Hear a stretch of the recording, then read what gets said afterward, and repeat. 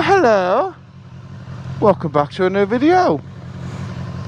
How we do, guys? Right, let's roll the intro.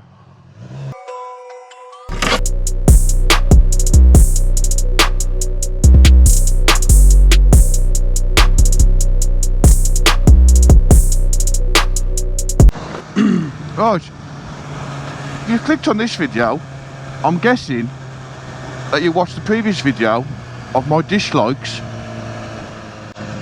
of my 2016 S1000XR. So let's finish with the positive, shall we? The things I like about my bike. Right, number one, I like how comfortable it is. You know, if you watch the previous video, you'll know I'm a 31-inch leg, 6 foot, that's 17 stone, give or take. And I feel this bike fits me perfectly. You know, it's got the normal seat, the normal normal height seat. So it's not been lowered. And I can ball on my feet each side. Obviously, if you set the traffic lights, I can flat foot it. Oh yeah, like now. They're letting me. Not again, that's what it's doing over there. Let me go.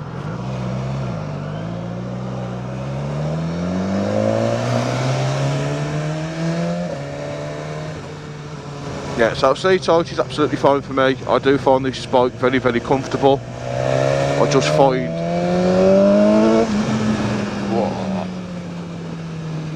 everything is where it should be. You know, the pegs are where it feels nice. The bars, I'd say, really. You don't need bar risers if you've got really stubby arms. But no, to me, everything just feels where it should be, if that makes sense.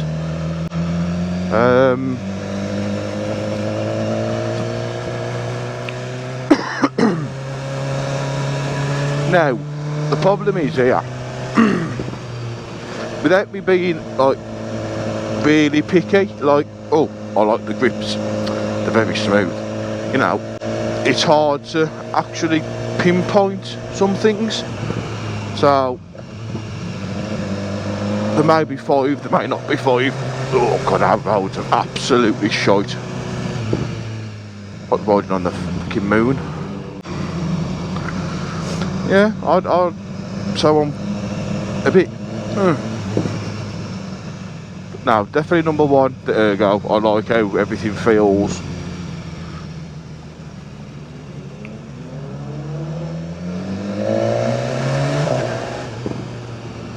Number two, I'm going to go for the tech. I do like what the bike's got. You know, the cruise control out there for it. Now, the cruise control, I think, you know, I've never had a bike with cruise control. Granted, I very, very rarely use it. But it's nice to know it's there. You know what I mean? You know, the riding modes. You know, I've never ever put this bike in anything but dynamic and dynamic pro. It's never been in rain. Tell a lie, I've put it in rain mode once. And I'll put it straight back in dynamic. More so because it stops the bike popping. Oh, does sound nice. Oh, there we go. So yeah, the tech. I do like the tech.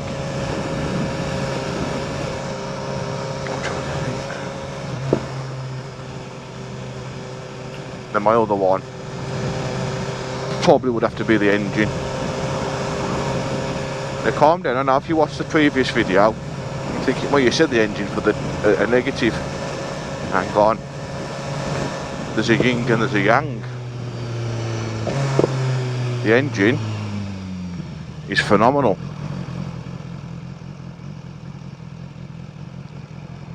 above the vibration. It is, you know, it's smooth. It's got grunt, you know, it's 160 brake motorbike. It's not going to be slow, you know, and I don't think, you know, below 3, yeah, crap. But let's be honest, we don't really ride them like that. Well, I don't anyway. I definitely like to keep the revs high. So worst case scenario, if I ever need to use some power to get out of trouble, you know, I've got it there. But now it's very, very smooth, very playful engine, I think anyway. You know, it's not, it is what it is at the end of the day. It's not a twin, it's not a triple.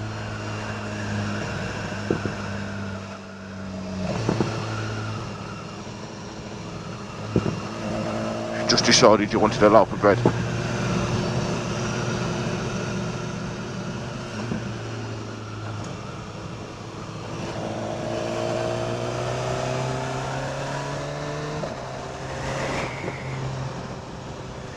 Route number 4. Now, many of you will be aware that my Kawasaki had a quick shifter.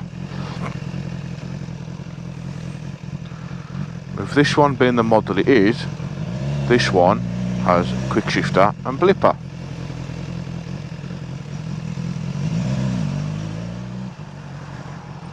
And I've got to be honest, it is absolutely delightful. You know, I've got to be honest, I know I moaned about the clutch last time. They stopped it? No, it's not. And I moaned about the clutch in the previous one. To be fair, you do hardly use it. It's just all the stop-start. But with that, with the quick shifter and the blipper, in all fairness, you really hardly use the clutch. It's just more so to pull off. Keep jumping that way. It's just more so just to pull off. Other than that, you very rarely use it. But when you do use it, you know you've used it, especially if you consistently used it. No, it just would have been nice just to be given that option, you know, considering you've got an adjustable brake lever, why not just chuck an adjustable clutch lever on? Being BMW and being German, it's probably an added extra.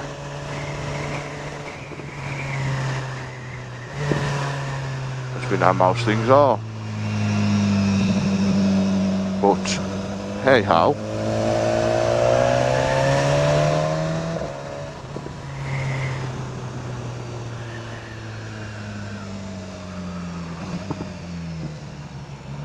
If I'm being completely honest, I really can't fault this bike.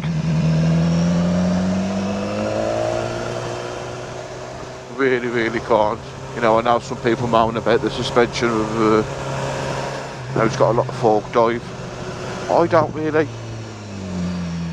It's got a lot. Well, it's got a bit. It's obviously going to have a bit because it's not got the telly lever, so it's going to. You know, it all depends on what you've come from.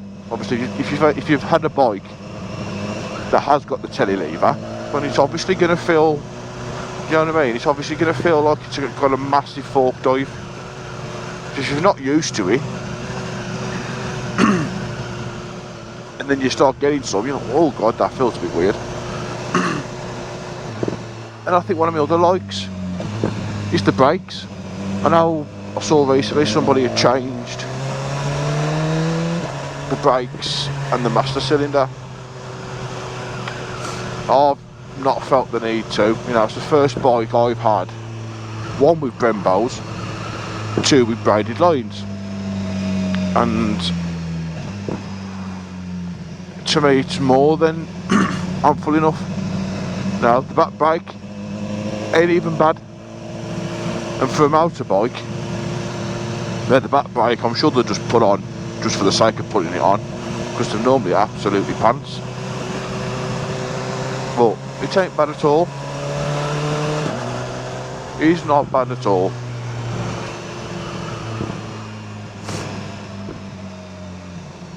But now I just really think it's quite a good bike. You know, it's granted it's not for the faint-hearted. You know, if you've got no wrist discipline, then you need to be careful, because yeah, you put this in dynamic pro especially, it's it can be a bit of an animal depending on how quick you twist to this.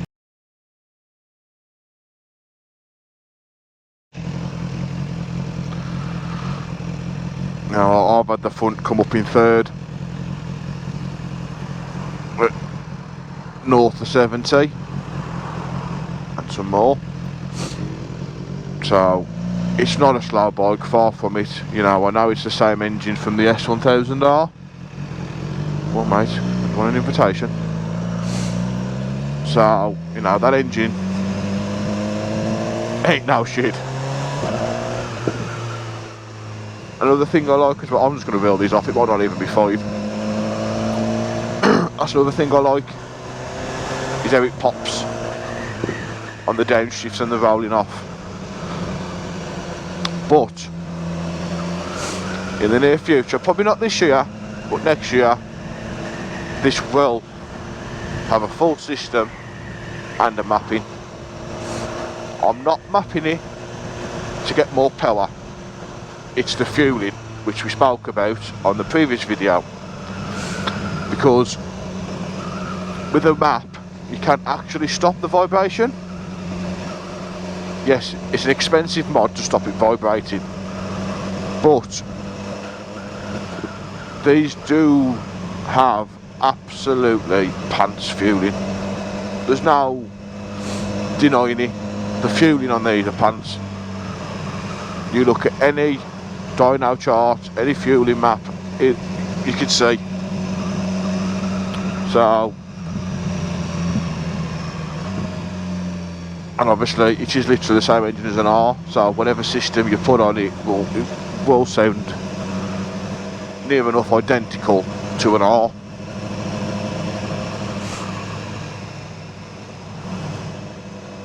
So I'm not going to go short stubby, you know, in Pepsi can exhaust, because just think what this bike is and what it does, you don't really want that, you know what I mean, when you're in the motorway 70, 80, the last thing you want is that consistent drone in your ear hole.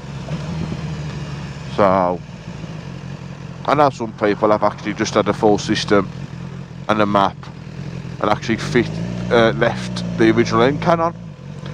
Because apparently the original end can, there's hardly any restriction in the can, it's all in the cat. So, and you lose literally half the weight of the full system by having it decatted, because all the weight's in the cat. So that'll be interesting. So stick around guys on that one, because it will be going to P3 tuning,